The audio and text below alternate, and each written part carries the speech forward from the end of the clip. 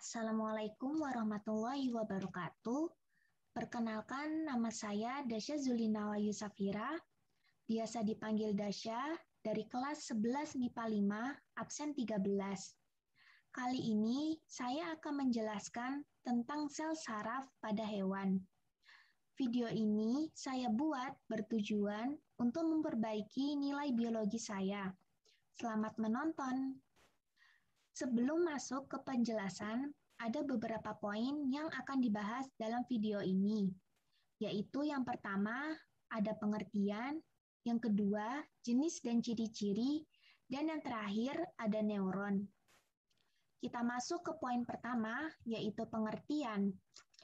Jaringan saraf adalah jaringan yang berfungsi untuk menghantarkan impuls atau rangsangan dan terdiri dari sel-sel saraf atau neuron.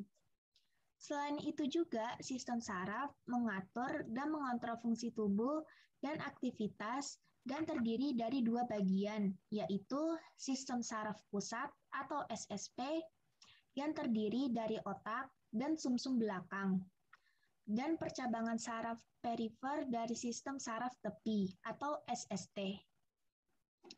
Kita masuk yang kedua, yaitu jenis dan fungsi. Jenis dari sel saraf ada 3 bagian, yaitu yang pertama sel saraf sensorik. Sel saraf sensorik berfungsi menghantarkan rangsangan dari reseptor atau penerima rangsangan ke sumsum tulang belakang. Yang kedua ada sel saraf motorik. Sel saraf motorik berfungsi menghantarkan impuls motorik dari susunan saraf pusat ke efektor. Yang ketiga, sel saraf penghubung. Sel saraf penghubung merupakan penghubung sel saraf yang satu dengan sel saraf yang lainnya. Ciri-ciri. Ciri-ciri dari sel saraf ada 5, yaitu yang pertama, jaringan saraf terdiri atas sel-sel saraf atau neuron yang mempunyai ciri khusus, yaitu mempunyai juluran sitoplasma yang panjang.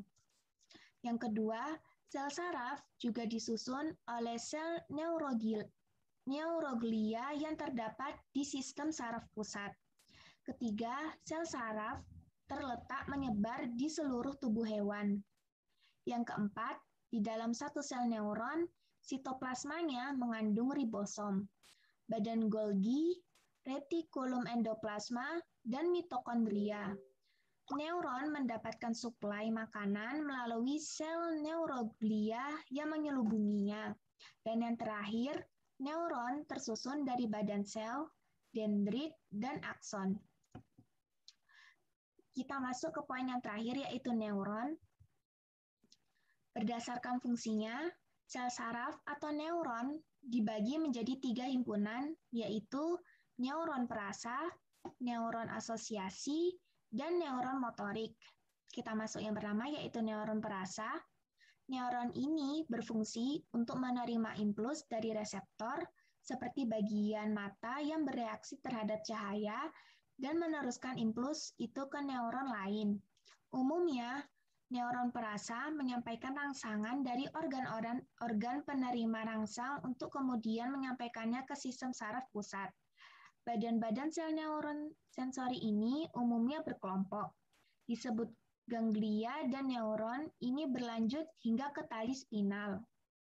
Yang kedua, neuron asosiasi atau neuron intermedier atau interneuron. Neuron intermediate dinamakan juga sel saraf asosiasi. Sel ini ditemukan di dalam sistem saraf pusat dan berfungsi menghubungkan sel saraf motorik dengan sel saraf sensori atau mengadakan komunikasi dengan sel saraf lainnya yang hadir di dalam sistem saraf pusat. Sel saraf intermediate menerima impuls dari reseptor sensori atau sel saraf asosiasi lainnya.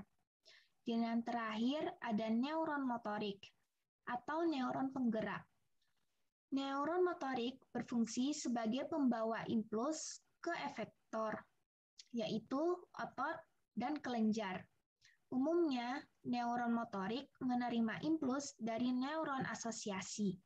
Namun, ada kalanya impuls dipindahkan secara langsung dari neuron perasa ke neuron penggerak. Terima kasih. Sekian info yang bisa saya sampaikan dari video ini.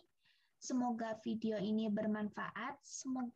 Kurang lebihnya mohon maaf. Wassalamualaikum warahmatullahi wabarakatuh.